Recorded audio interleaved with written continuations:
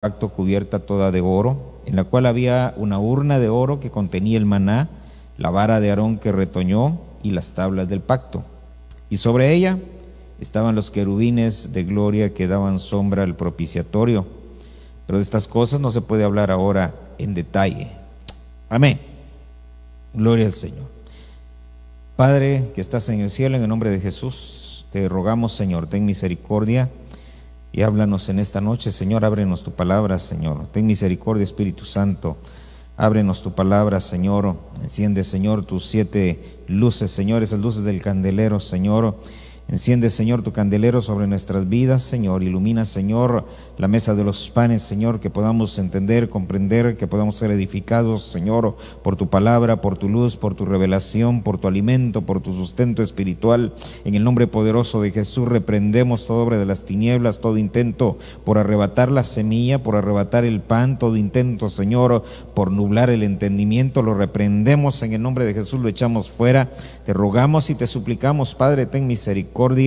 Ayúdanos, Señor, para que podamos nosotros, Señor, profundizar en tu palabra, para edificar, Señor, nuestras vidas. En el nombre poderoso de Jesús, echamos fuera, Señor, todo entendimiento humano, todo conocimiento vano.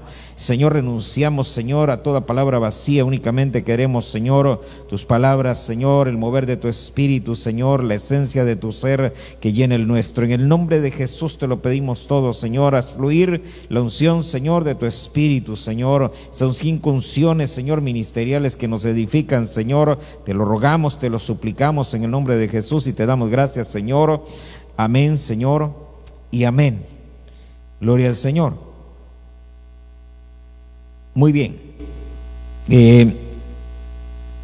Vamos a hablar con ayuda del Señor. Ya hablamos del primer velo. Vamos a hablar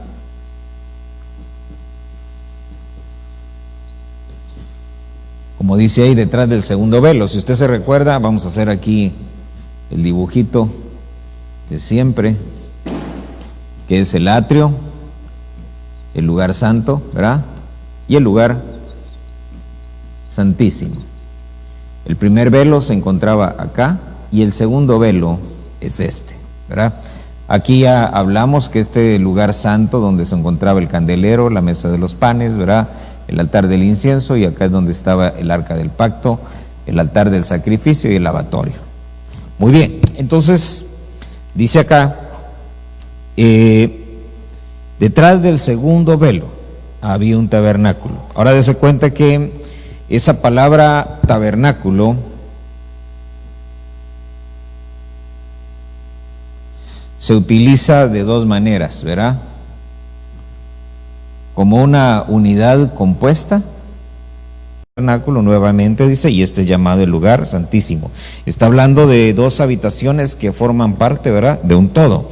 Ahora mire entonces, porque menciona todo lo que había ahí, y bueno, no sé cuánto nos vamos a tardar en salir del verso 4, pero no hay prisa, tenemos de aquí hasta que el Señor venga, ¿verdad? Entonces, mire pues,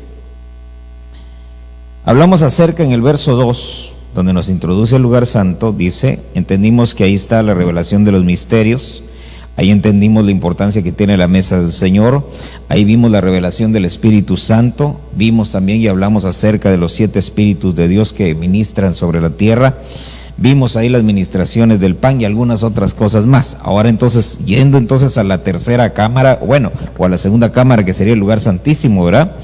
Fíjese que una de las principales conclusiones que no podemos, es que no podemos entender el Evangelio, ¿verdad?, si no comemos del pan y si no tenemos encendido el candelero. Por eso es importante que entendamos por qué razón antes de llegar acá estaba el candelero y el pan. Si no pasamos por ahí, si no tenemos candelero encendido, si no estamos comiendo del pan, no nos va a servir de nada llegar hasta la cámara interior. Amén, porque no vamos a entender lo que pasa ahí, vamos a pasar desapercibidos.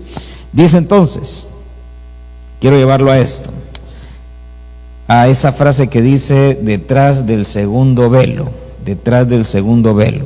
El primer velo daba acceso al lugar santo, el segundo velo al lugar santísimo. Ahora, esa palabra es la que aquí creo que nos vamos a detener, el velo. Y no vamos a hablar del velo, ¿verdad?, que utilizan las mujeres, ¿verdad?, aunque tiene algo que ver. Más adelante tal vez le damos una pasadita. Pero fíjese que ese velo, esa era una cortina. Acompáñame a la segunda carta de Corintios capítulo 3.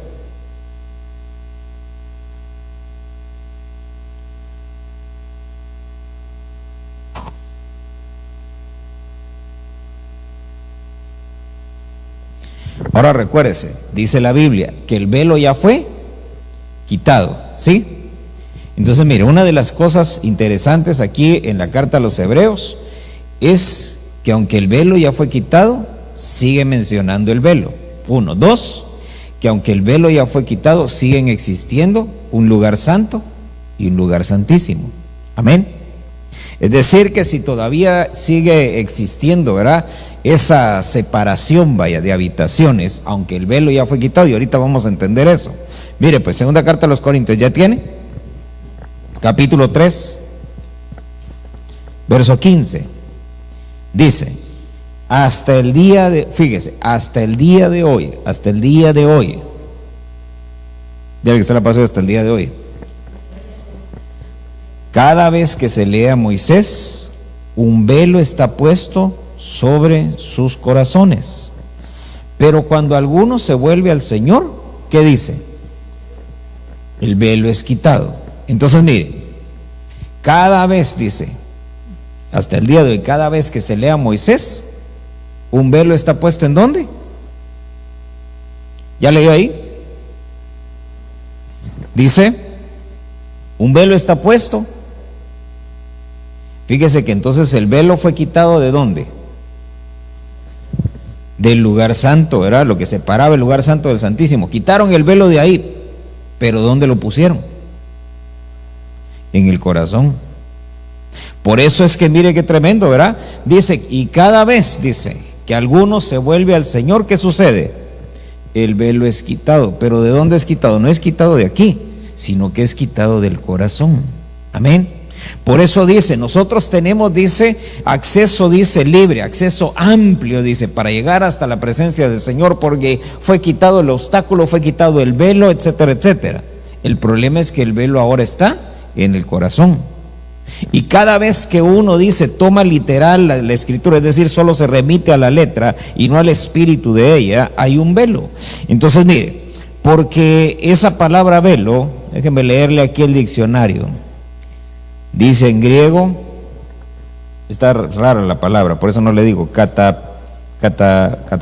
catapestama, algo así. Bueno, dice, es algo estirado completamente, específicamente un velo. Dice, el contexto dice que se utiliza es cuando se habla del lugar santísimo, el velo que daba acceso al lugar santísimo. En otro diccionario dice aquello que es extendido. Y en otro diccionario dice una cortina, un velo. Entonces, mire, vamos allá al Antiguo Testamento, porque se recuerda que dice la Escritura que la ley era la sombra, la figura, ¿verdad?, de las cosas que habrían de venir. Entonces vamos ahí al capítulo 40 de Éxodo.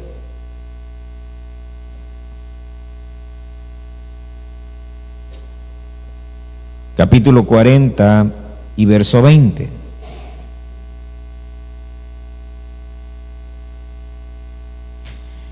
Entonces, mire, recapitulando, hay un velo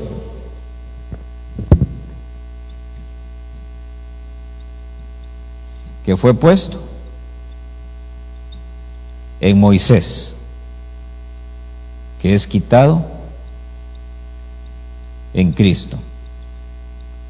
Pero, dice ahí, hay que volverse al Señor.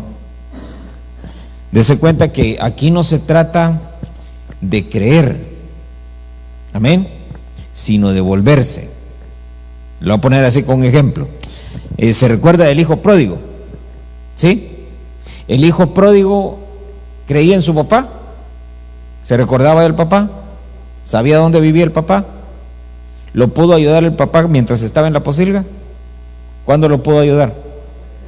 Cuando volvió, ¿verdad? Entonces mire qué tremendo, ¿verdad? Por eso dice ahí, el velo va a estar hasta que uno se vuelva al Señor. Por eso es que de pronto uno tiene que analizar a veces, ¿verdad? Cuando alguna doctrina o alguna parte de la doctrina no la entiende, no la comprende, a ver si no hay un área de nuestra vida en la que estamos nosotros rebelándonos contra Dios. Ahora mire entonces, ya tiene ahí Éxodo 40, verso 20 dice: entonces tomó el testimonio, lo puso en el arca, colocó las varas en el arca, puso el propiciatorio arriba sobre el arca, metió el arca en el tabernáculo, y oiga eso, y puso un velo por cortina, y cubrió el arca del testimonio, tal como el Señor había mandado a Moisés. Ahora mire pues, ¿por qué razón Moisés puso cortinas ahí para dividir el atrio, lugar santo, lugar santísimo? Fue por orden del Señor, no es que a él se le ocurrió, fue una orden del Señor y le dijo: mira, así lo vas a hacer, vas a poner cortinas, vas a dejar vetado el acceso, nadie va a poder entrar hasta ahí. Los únicos que van a poder entrar hasta el lugar santo, lugar santísimo, van a ser los sacerdotes, y en el lugar santísimo solo el sumo sacerdote. Entonces quedó limitado el acceso. Pero dice que en Cristo se quitaron los velos, se quitaron las cortinas. Entonces ahora todos podemos entrar. Amén.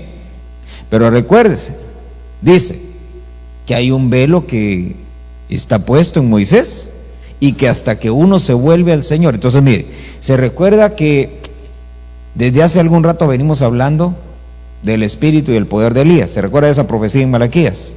Que era necesario que el espíritu de Elías viniera, ¿verdad? ¿Y qué iba a hacer ese espíritu de Elías? Hacer volver, ¿verdad? Entonces mire qué tremendo, dice ahí, dice, hay que volverse a Cristo para que el velo sea quitado. Entonces es un mover que hay ahí, ¿verdad?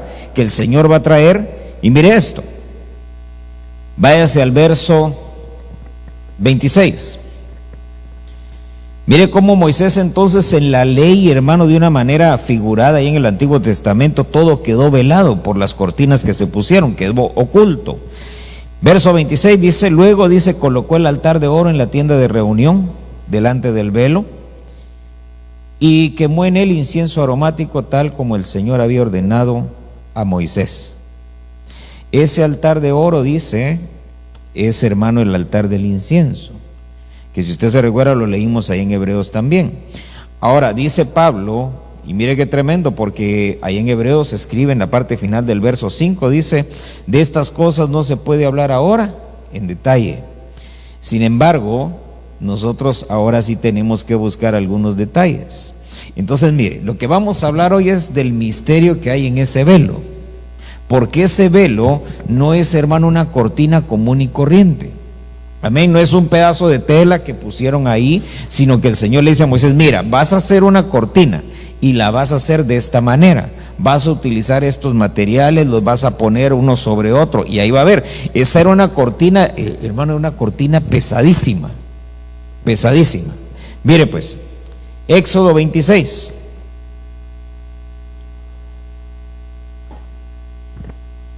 Verso 31.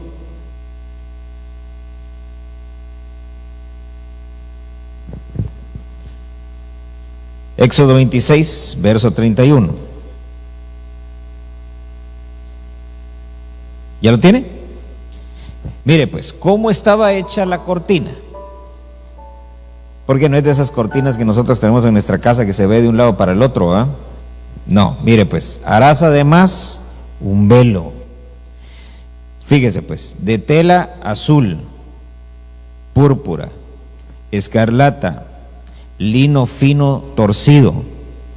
Dice, será hecho con querubines, es decir, vas a bordar querubines en esas cortinas.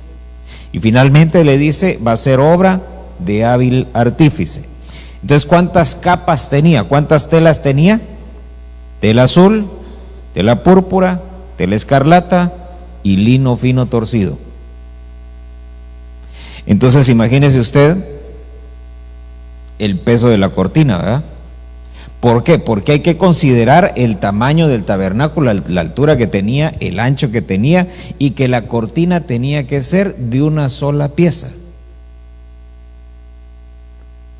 Ahora mire entonces, Porque cada una de esas nos habla a nosotros de algo bien tremendo, cada una de esas partes del velo. Dice, verso 32, lo colgarás sobre 4 columnas. Entonces, mire, tenemos el velo. Luego dice,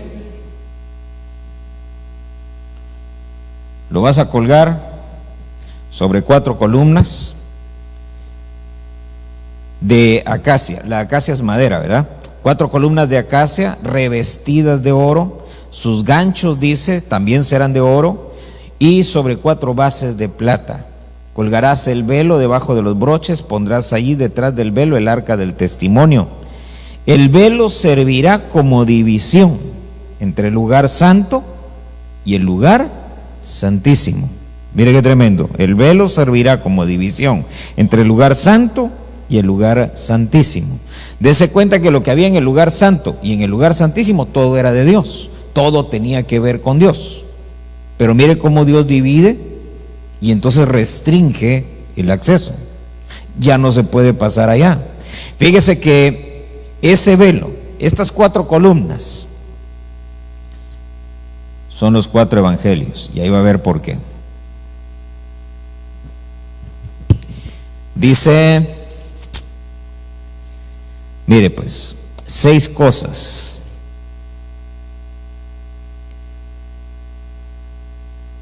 Déjenme buscar, es que hay un verso.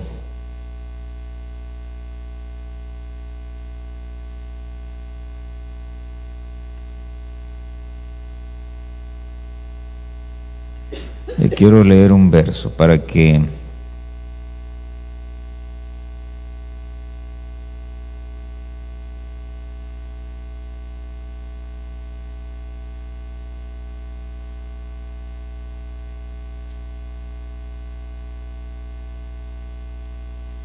ay, ¿dónde está?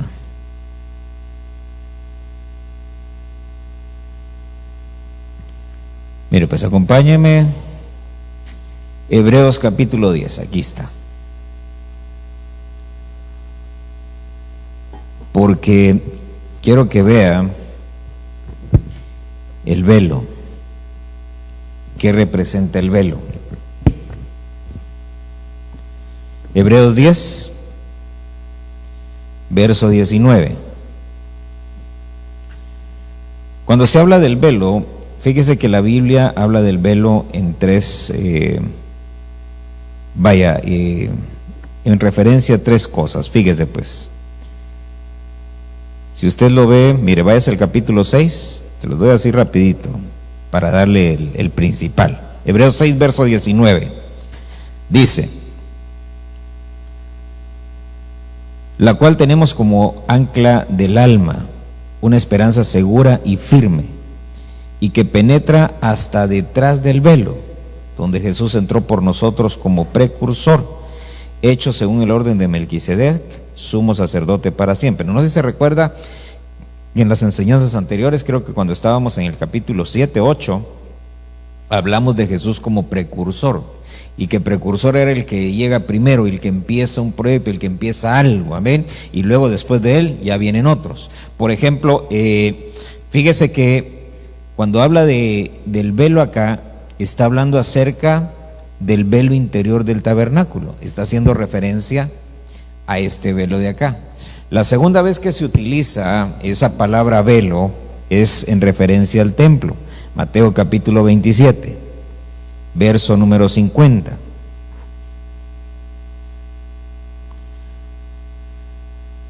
Pero mire, precursor, porque él entró primero, y dice ahí donde leímos en Hebreos, y después dice, nosotros entramos detrás de él. Él entró primero y ahora nosotros. Por eso es que él es el precursor. Y dése cuenta, dice que tenemos una esperanza, dice que penetró hasta detrás del velo. Esa esperanza es Cristo. Y como él ya penetró hasta detrás del velo, por eso es que nosotros tenemos el acceso. Pero no se queda ahí, fíjese, Mateo 27, verso 50. Entonces Jesús, clamando otra vez a gran voz, exhaló el espíritu.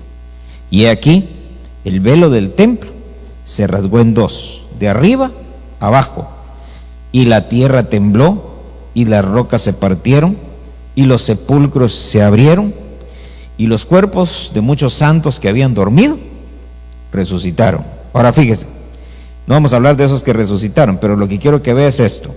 Está el Señor en la cruz, llega un momento en el que el Señor, hermano, ya dice, bueno, consumado es, y entonces dice, exhala el espíritu y muere. En ese momento sucede algo en el templo, verso 51, dice, el velo del templo se rasgó en dos, de arriba abajo, y entonces quedó a la vista lo que antes estaba oculto. Ahora mire entonces, porque recuérdese que el tabernáculo terrenal solo era una representación, una sombra de lo que está ahí arriba. Amén. Por eso mire, cuando la Biblia menciona algo, no es nada más porque sí, está ahí con un motivo, está ahí por una razón. Amén. Fíjese pues, dice ahí que el Señor exhaló el espíritu y entonces el velo del templo se rasgó. Pero la parte que tenemos que ver ahí, ¿por qué razón dice que se rasgó de arriba para abajo?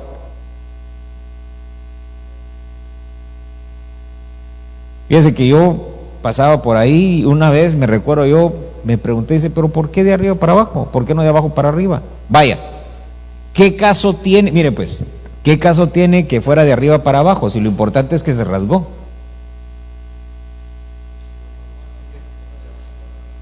Pero también lo normal sería que de abajo para arriba lo agarraran así. Pero ¿por qué de arriba para abajo?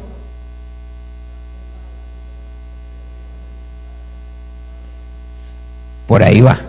Entonces mire, la Biblia, cada cosa que está ahí tiene una razón, no está de más. Por eso dice la Biblia, ni una letra, ni una tilde va a dejar que quede sin cumplimiento. Entonces, ¿se recuerda usted cuando el Señor Jesús oró? Dice, hágase tu voluntad aquí en la tierra como en el cielo. Es decir, que primero se hace la voluntad de Dios allá y luego se manifiesta aquí. Entonces primero es arriba y luego es abajo. Entonces, si se rasgó el velo de arriba hacia abajo, y si nos vamos a aquella parte que dice que todo lo terrenal es una representación solamente de lo celestial, ¿en dónde se rasgó el velo primero? Por eso dice de arriba hacia abajo. Hágase tu voluntad en el cielo y después aquí en la tierra, ¿verdad? Entonces mire qué tremendo. Por eso es que dice ahí, el velo se rasgó de arriba hacia abajo, se rasga ahí arriba y se abre el acceso. Y como se abrió el acceso en el cielo, por eso es que aquí en la tierra no podía estar velado. En el momento que exhala el espíritu, y ahí va, porque va a decir usted, no hermano, pero es que todavía el Señor no terminaba de cumplir. Es que lo que pasa es que hubo varios eventos. Amén. ¿Por qué razón en ese momento se rasga el velo y se abre el acceso? Porque así es como dice la Biblia. Mire pues, dice,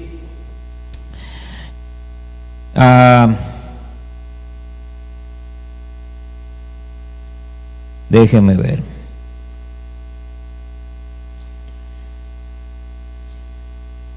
La tierra tembló, las rocas se partieron, los sepulcros se abrieron y resucitaron. Bueno,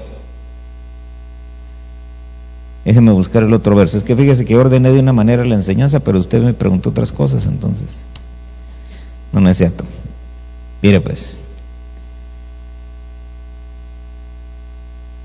es que estoy buscando un verso que es el que nos da la llave para, aquí está.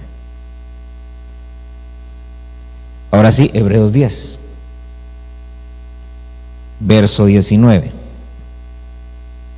Entonces ya vimos la referencia al velo, dice, interior del tabernáculo, ¿verdad? Cuando habla de nuestra esperanza que penetró hasta detrás del velo, está hablando del velo, ¿verdad? Ahí arriba. Luego vimos entonces la referencia que hace al velo cuando el Señor exhala el espíritu y el velo se rasga y entonces se abre el acceso, ya no hay nada oculto. Entonces ahora mire la tercera referencia, Hebreos 10, verso 19. Dice, entonces, hermanos, puesto que tenemos confianza para entrar al lugar santísimo por la sangre de Jesús, por un camino nuevo y vivo que Él inauguró para nosotros por medio de ¿qué? Del velo. ¿Qué dice después? Fíjese pues. Y puesto que tenemos un gran sacerdote sobre la casa de Dios, pero hasta ahí quiero dejarlo. Lo que quiero que veas es esto. Tenemos confianza para entrar al lugar santísimo. ¿Por qué? Por la sangre de Jesús. ¿Cómo entramos? Dice, por un camino nuevo y vivo que Él inauguró para nosotros por medio del velo. Es decir, entonces, ¿qué representa el velo? Vamos a ponerlo así, su cuerpo, ¿verdad? Por eso, mire, el cuerpo del Señor que fue lastimado, que fue lacerado, que fue castigado, todo lo que Él sufrió, todo lo que Él padeció, ¿por qué razón? Porque su cuerpo, que era el velo, tenía que padecer. Ahora mire entonces, porque dice acá,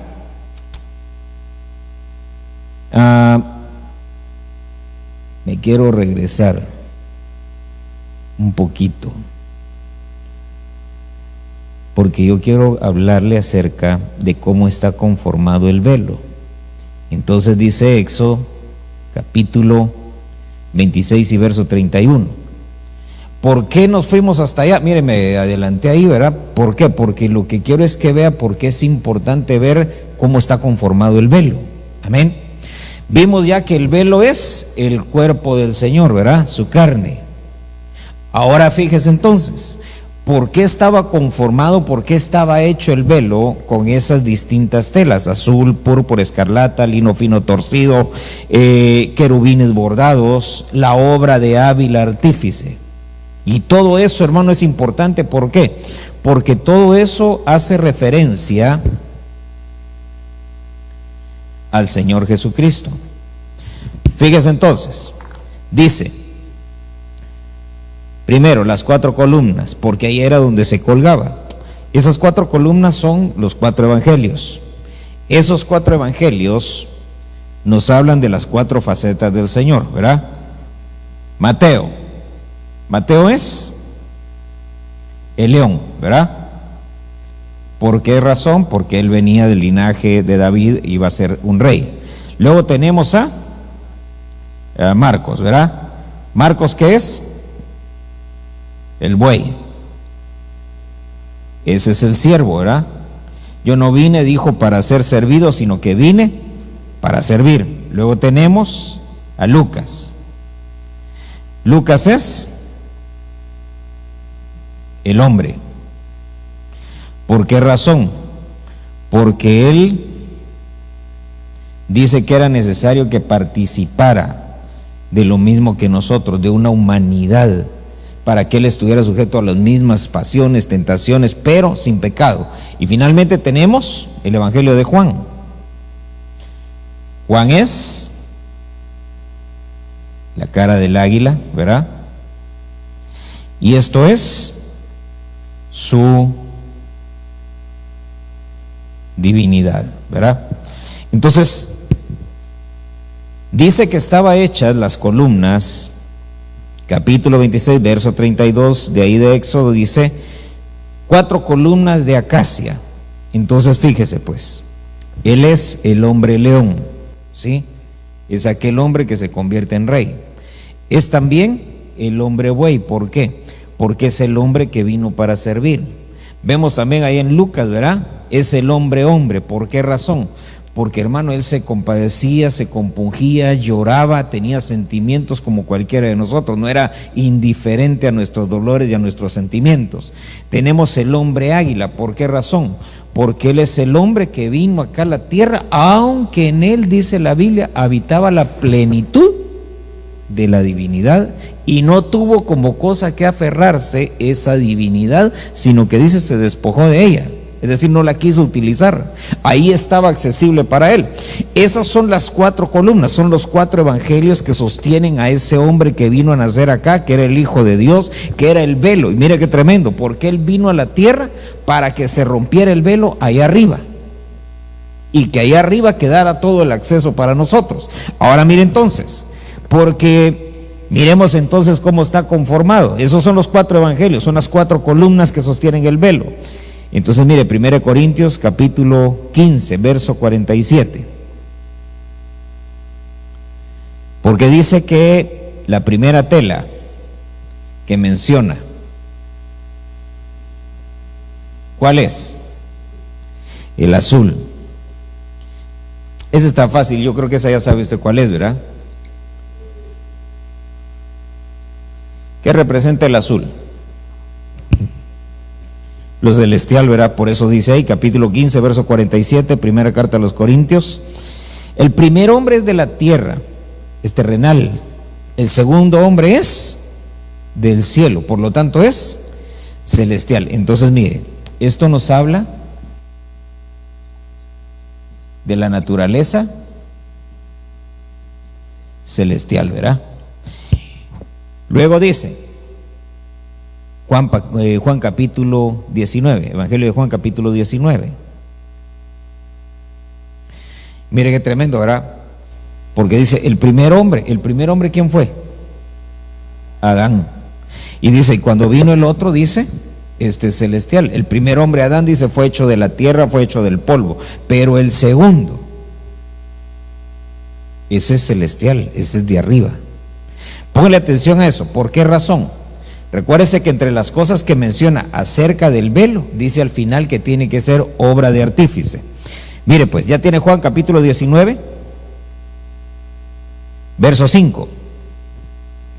El segundo color era entonces el púrpura. 19:5 de Juan dice, Jesús entonces salió fuera llevando la corona de espinas y el manto de púrpura. Cuando le vieron los principales sacerdotes y los alguaciles gritaron diciendo, crucifícale, crucifícale. Ahora mire entonces, porque ese color púrpura es un color de los reyes, pero dice la Biblia que él iba a ser varón de dolores y que por sus llagas nosotros íbamos a ser sanados, ¿verdad? Es lo que dice Isaías. Fíjese pues, ya llevamos entonces, ¿qué? 2 colores. El primero el azul, su naturaleza es celeste. El segundo es el púrpura, que era, hermano, varón de dolores, venía a sufrir, venía a padecer, venía para servirnos a nosotros como un salvador. Dice Salmo 22, verso número 6.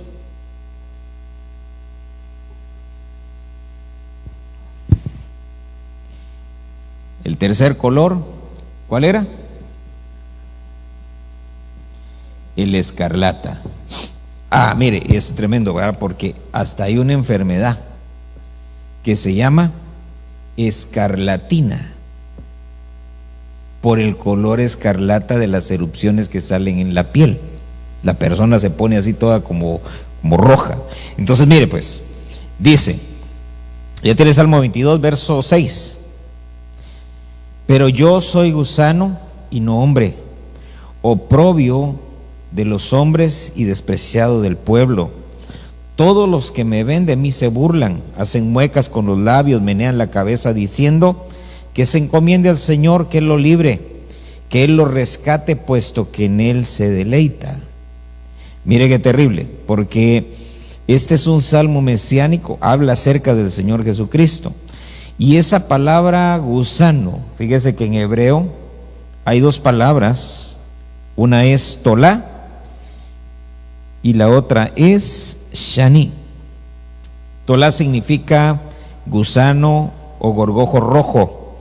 Es un animalito que utilizaban, que lo agarraban, lo cultivaban, y cuando mataban al animalito y todo lo que sacaban del insecto ese, del gusano ese, era un tinte, con eso teñían de color escarlata. El otro, que es el shani, dice, le voy a leer lo que dice el diccionario. Shani, carmesí, propiamente el insecto o su color, también una cosa teñida con él. Dice antimonio, carmesí, escarlata, grana, granada, púrpura. Y otro diccionario dice, Colorante del insecto, y aquí está el nombre científico del insecto, o sea, sí existe. Colorante del insecto Coccus ilicis. El cuerpo desecado de la hembra produce el colorante, a partir del cual se hace el tinte utilizado para teñir la tela, el cual es de color escarlata o carmesí. Entonces mire qué tremendo, ¿verdad? Porque eso nos habla de la sangre, es el color de la sangre.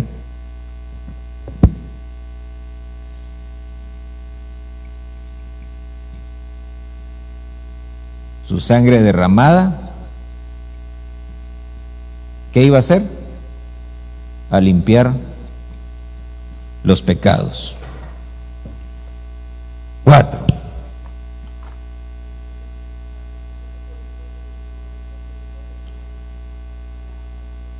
Sí, es un gusanito, pero es la hembra del gusano. Dice, mire pues, se lo leo pues. Dice, colorante de un insecto que se llama Coccus ilicis. Dice, el cuerpo desecado de la hembra produce el colorante a partir del cual se hace el tinte utilizado para teñir la tela, y el colorante que sacan de ahí es de color escarlata o carmesí. Entonces ya se lo echan a la tela y con eso la tiñen de color escarlata. Este es Shanin, y el otro que le mencioné era uno que se llama Tolá, que también dice es un gorgojo rojo. Dice, de aquí se extrae, dice, el carmesí, escarlata, la grana. Y por eso dice en el Salmo 22, lo leímos ahí cuando dice, yo soy gusano y no hombre, oprobio de los hombres, despreciado del pueblo. Ah, mire qué tremendo. Apocalipsis 19.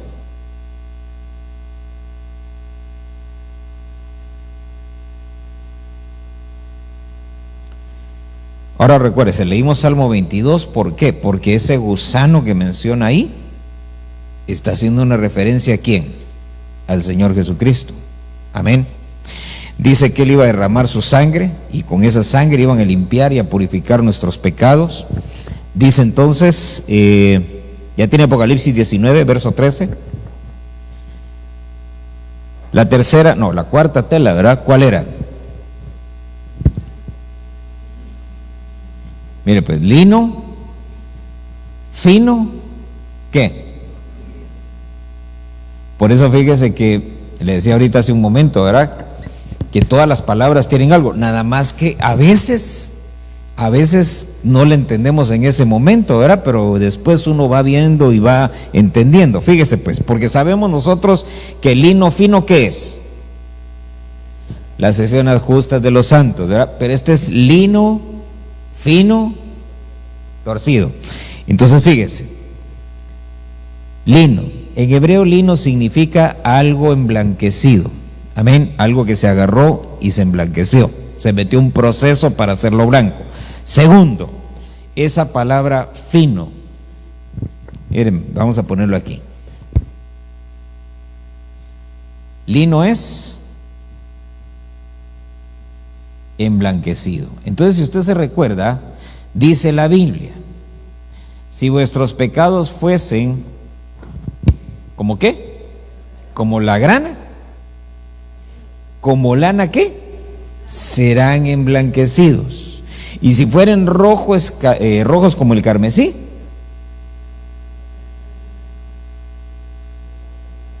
y luego menciona que va a ser que como la nieve. Pero en ambos casos, ¿qué es lo que está diciendo? Si es rojo, si es un color intenso, tu pecado es terrible, no hay forma de esconderlo, ¿verdad? Pero aún así, lo voy a hacer blanco. Entonces es un proceso de emblanquecimiento. Entonces cuando habla de que es fino, dice que es peinado. ¿Qué significa eso? Fíjese que dice que agarran las hebras, déjeme borrar aquí, agarran las hebras de lino cuando están haciendo la tela, y entonces las peinan. Mientras más peinan las hebras para luego trenzar y hacer la tela, más fina es, más suave, ¿sí? Entonces mire qué tremendo, ¿verdad? Porque no sé cuántas peinadas necesite usted o cuántas lleva, ¿verdad? Pero mire qué tremendo, ¿verdad? Nos tienen que dar una peinadita para no ser ásperos. Sabe que cuando uno es áspero, yo imagino así, ¿verdad? Dice: Señor, ya eres lino, ya te emblanquecí, ya pasaste, ¿verdad? Por el sacrificio y todo, pero ahora hay que darte una peinadita, ¿verdad? Pero no como las que daba don Ramón, ¿verdad? ¿Cómo se llamaba aquel? El Chompiras, ¿verdad? Fíjese que dice que se agarraban las hebras, se peinaban y luego entonces venía el proceso del torcido, que ese torcido era la técnica usada, y mire esto, era la unión de las hebras. Es decir, que no era, mire pues, lino fino torcido, no era lo mismo que lino fino. Había una técnica para hacerlo. Por eso es el calificativo de torcido. Era la forma en la que agarraban las hebras y las unían. ¿Para qué? Para que no se rasgara el lino, que fuera resistente, ¿sí? Entonces mire qué tremendo, porque emblanquecido, que peinado es que nos hagan a nosotros suaves, ¿verdad? Mientras más se peinaba, ¿verdad?, la tela quedaba más rica para ponérsela, ¿verdad? Si no lo peinaban muchito, haga de cuenta que era como vestirse con un saco de esos que están para las papas, ¿verdad? ¿Qué? Arpillera. ¿Alguien tiene un saco arpillero en su casa? No sé si alguna vez le ha tocado así que usted se pone algo arpillero, ropa así arpillera, así que... Pero mire qué tremendo, ¿verdad? Porque dice que después venía el proceso del torcido, que era unir todas las hebras de tal manera.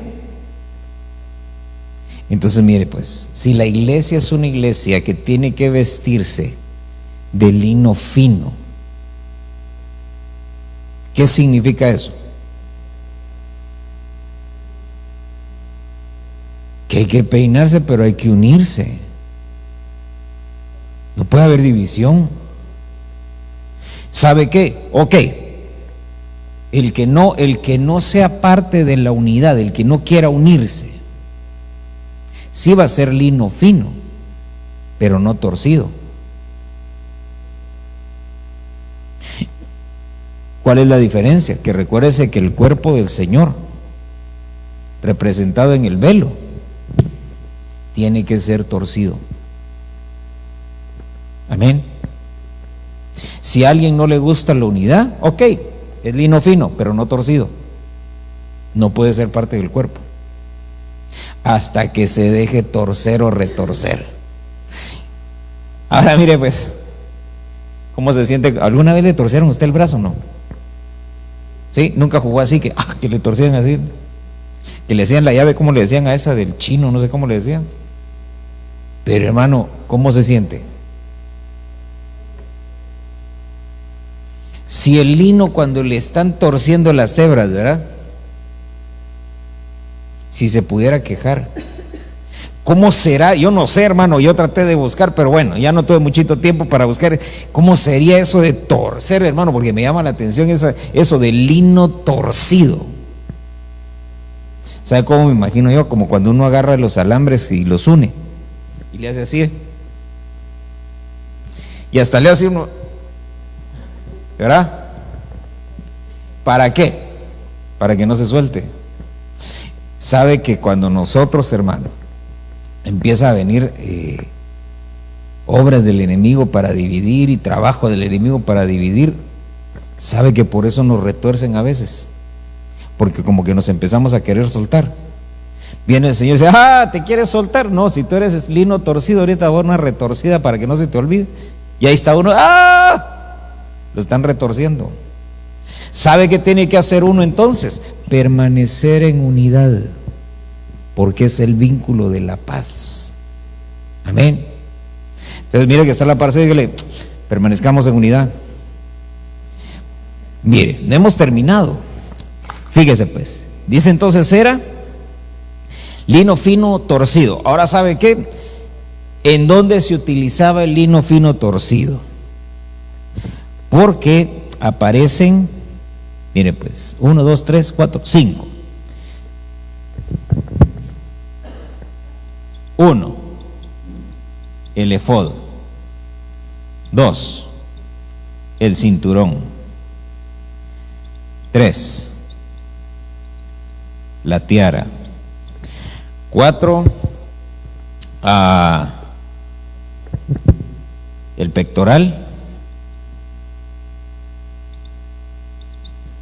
Y 5, los calzoncillos. ¿Qué le parece? Así dice la Biblia. No va a pensar usted que yo me lo estoy inventando. No, sí, ahí dice. Ahora mire pues, porque recuérdese que es emblanquecido, peinado, ¿verdad? Y torcido, es decir, en unidad. ¿De qué habla el efodo? El efodo, hermano, era de las vestiduras que se ponía el sacerdote, porque se ponía, hermano, 4 cosas, una encima de otra. La última que se ponía era el efodo, era la que se veía, era la apariencia externa. Y ese estaba elaborado de lino fino torcido. Amén.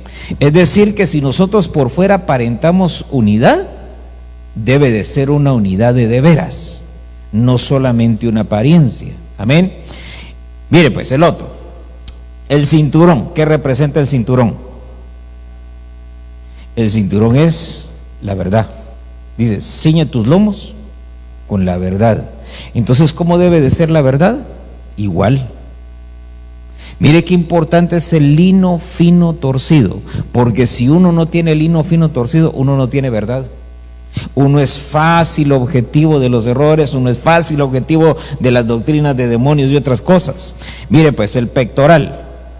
Ese está fácil, ¿verdad? No, el pectoral, ¿qué es? ¿Dónde se usaba? Y ahí que tenemos, sobre toda cosa guardada, guarda tu corazón. ¿Por qué? Porque del mana la vida. Entonces dése cuenta, dice que de ahí del corazón salen los malos pensamientos también, y toda cosa mala. Dice ahí, la tiara. ¿Qué es la tiara? ¿Dónde se ponía? ¿Qué decía ahí? Entonces la tiara, la base de la tiara era de lino fino torcido. ¿Sabe de qué nos habla eso? De nuestros pensamientos. Nuestros pensamientos deben de ser de lino fino torcido. Es decir, tienen que ser pensamientos puros, blancos, que no tengan manchas, malas intenciones, vaya, ¿sí? Mire pues, ¿cómo serán los pensamientos peinados? ¿Qué será peinar los pensamientos? ¿Sabe cómo me imagino yo peinar los pensamientos?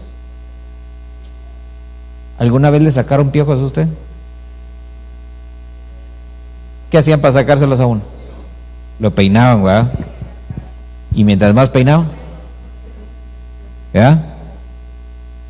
Entonces mire, la tiara, sí, ¿verdad? La tiara es la que estamos viendo ahorita, tenía que ser peinada también, lino fino, torcido. Que todo pensamiento que venga a nuestra mente sea para unidad y no para dividir, sea para que nos juntemos y hagamos cohesión, hagamos sinergia, y no para convertirnos en distintos grupos, ¿verdad? Distintos sectores dentro de la misma iglesia. Vaya, ya vimos los otros calzoncillos. ¿De qué hablará eso?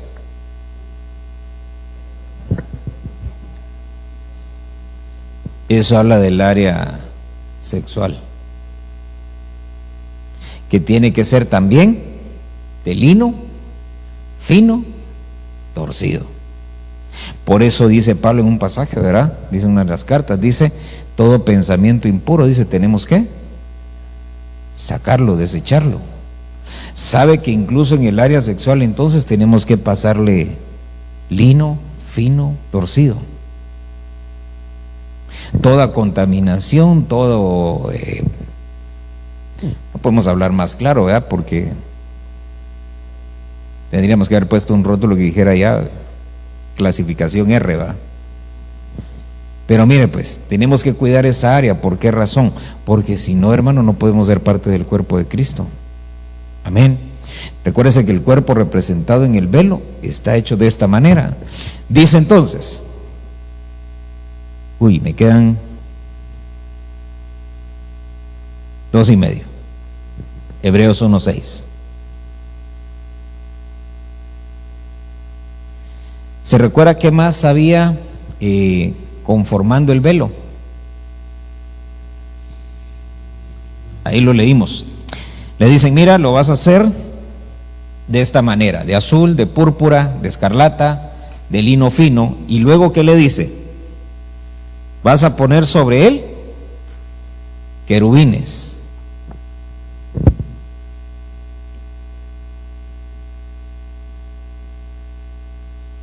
Entonces, si usted ve en Hebreos, capítulo 1, verso 6, cuando otra vez vuelve a traer al primogénito al mundo, dice, adórenle todos los ángeles de Dios. Fíjese pues, cuando otra vez, ¿qué significa eso? Que ya había estado, era cuando otra vez vuelve a traer al primogénito al mundo, dice, adórenle todos los ángeles de Dios. Vaya a Marcos capítulo 1 y verso 13. Porque dice ahí, los querubines, les dice en ese pasaje, dice, cuando lo introduce otra vez, dice, adórenle. Pero ahora mire aquí, Marcos, capítulo 1 y verso 13. Estuvo en el desierto 40 días siendo tentado por Satanás y estaba entre las fieras. ¿Y qué dice después? Los ángeles le servían.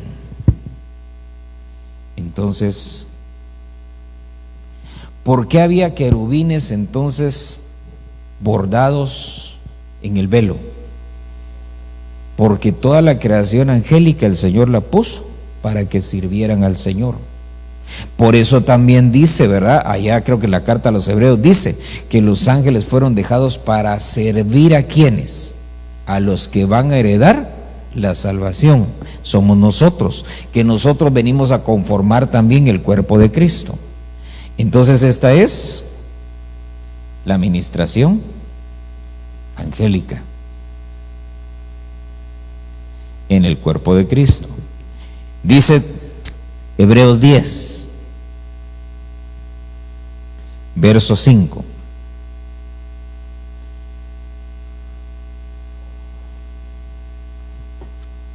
Y ya con esto terminamos, porque ya casi se me acabó el tiempo. ¿Ya lo tiene?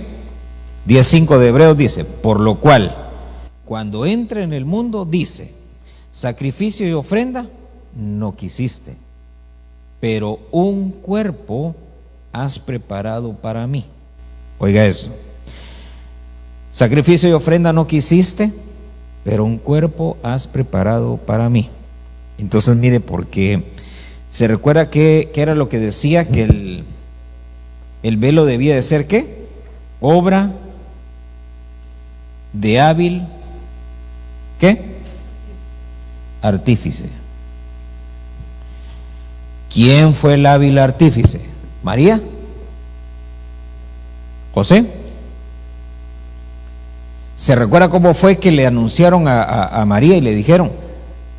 Porque todo lo que va a suceder, ¿qué va a ser? Va a ser por obra del Espíritu Santo. Entonces, ese hábil artífice, mire pues, porque aquí participaron tanto el Padre como el Espíritu Santo, ¿verdad?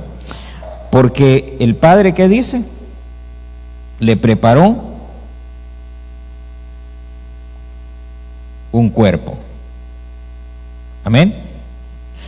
Oiga eso, el Padre le preparó un cuerpo. Y el Espíritu Santo, ¿qué fue lo que hizo? Hizo sombra sobre ella. Y entonces toda la obra de Dios se empezó a realizar dentro de ese vientre. Entonces viene el Espíritu Santo, dice, hizo sombra. Recuérdese que dice, todo será por obra del Espíritu Santo. Todo será. Por eso, mire, ¿qué hizo María? ¿Cuál fue el aporte para que el Señor naciera? Ninguno. Ella no hizo nada. ¿Sabe por qué? Mire, porque fue un instrumento en las manos de Dios. Fue predestinada para cumplir con un propósito. Amén. Entonces, si ella alcanzó la estatura, la condición para ser usada, ¿por qué fue? Porque Dios le escogió. ¿Dónde le escogió? Aquí. Dice, desde antes de la fundación del mundo fuimos escogidos en Él con un propósito y fuimos enviados a esta tierra para cumplir con ese propósito. Amén. Entonces, si había algo en ella, ¿qué fue? Únicamente lo que desde la preexistencia Dios le dio. Amén. Si se conservó pura, si se conservó virgen y todo lo demás, ¿por qué fue? Porque desde allá, desde la preexistencia, la capacitaron, la habilitaron. De otra manera no hubiera sido posible. Amén. Segundo, dice, tenía que ser obra de hábil artífice. No dice de hábiles artífices. Entonces, ¿cuántos tenían que ser? Uno. Entonces, o lo hacía María o lo hacía el Espíritu Santo. O era obra de María o era obra del Espíritu Santo. Y la profecía decía que iba a ser obra del Espíritu Santo. Las palabras del ángel que fueron, todo será por obra del Espíritu Santo. Amén. Por eso mire qué tremendo, ¿verdad? Porque esa obra de hábil artífice, y ya leímos ahí en Hebreos cuando dice, ¿verdad? Tú me preparaste un cuerpo. Entonces, porque algunos dicen, ¿verdad? No, y entonces ¿cómo iban a hacer el Señor? Porque se necesitaba un óvulo. ¿Quién dice? Si lo que el Señor hizo, lo que el Padre hizo fue poner un cuerpo. Eso es lo que dice ahí. ¿O no? Va, mire pues, léalo conmigo. Hebreos 10, verso 5. Sacrificio y ofrenda no los quisiste, pero ¿qué? Un cuerpo me has preparado. Entonces, ¿quién proporcionó el cuerpo para que el Señor naciera? El Padre. No se requirió nada más. Por eso es que hace sombra el Espíritu Santo y entonces viene el Padre y deposita un cuerpo. Y ese cuerpo empieza a crecer. Tremendo, ¿ah? ¿Por qué? Porque tenía que ser obra de hábil artífice. Y el hábil artífice, dice en Hebreos, fue el Padre. Amén. Y amén. Entonces mire, detrás del segundo velo, ¿quién es el velo? Es Cristo. Y una vez que Él exhala el Espíritu, dice, entonces se rasgó el velo, se abre Cristo para que nosotros pudiéramos conocerlo. Amén y amén. Cierre sus ojos, vamos a orar.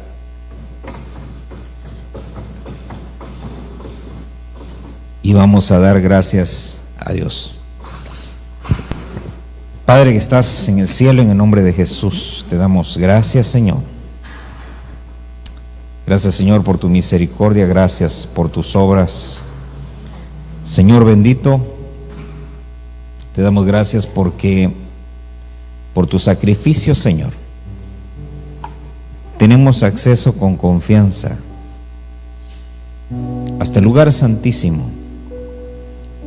Tú fuiste el precursor, fuiste el primero en llegar, el primer hombre en llegar, y nos preparaste un camino a través de tu cuerpo.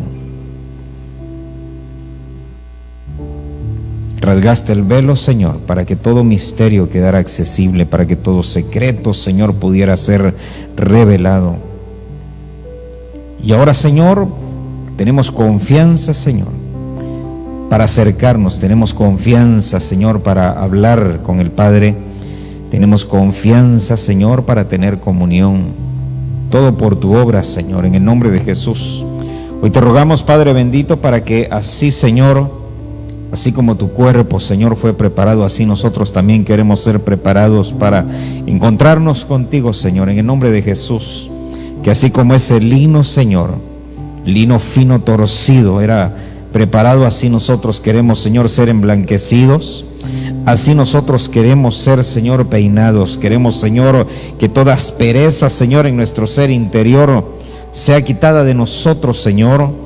Queremos, Señor, vivir en unidad. Queremos, Padre bendito, entender, y no solo entender, sino vivir en unidad. La unidad, Señor, de tu cuerpo. La unidad que nos provee y nos proporciona la paz, Señor, que tú nos has llamado a buscar. En el nombre de Jesús, entendemos que tu palabra dice: busca la paz, síguela.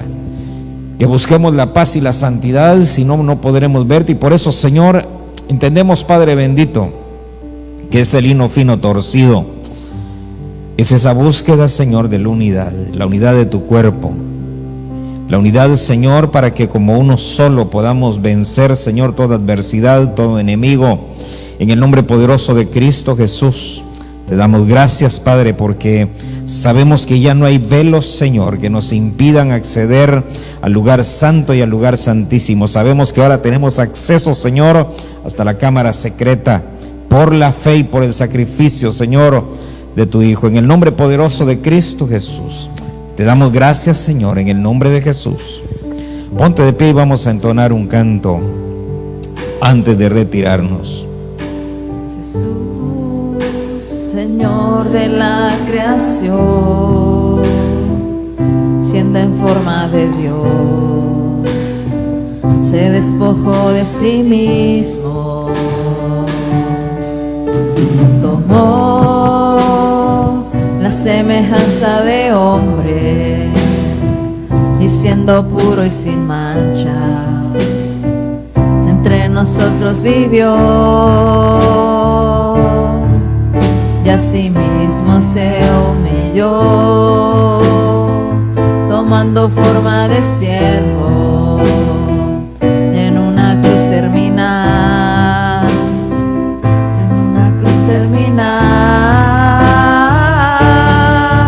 mas Dios a lo sumo lo exaltó y su nombre engrandeció, para que ante su autoridad toda rodilla se doble y toda lengua confiese que Jesús es el Señor.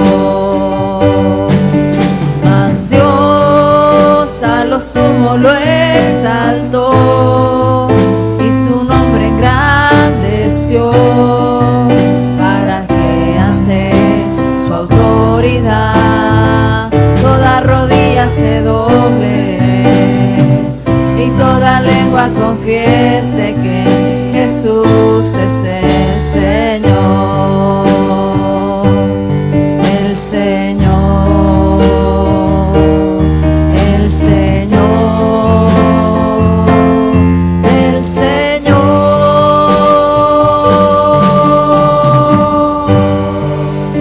Solo tú eres Rey, Señor, en medio nuestro, Señor Jesús. Te damos gracias, muchas gracias por tu obra santificadora, oh Dios. Sella tu instrucción en nuestros corazones. Señor, yo te pido que nos guardes, Señor, y que aún en sueños tú nos hables, en visión nocturna.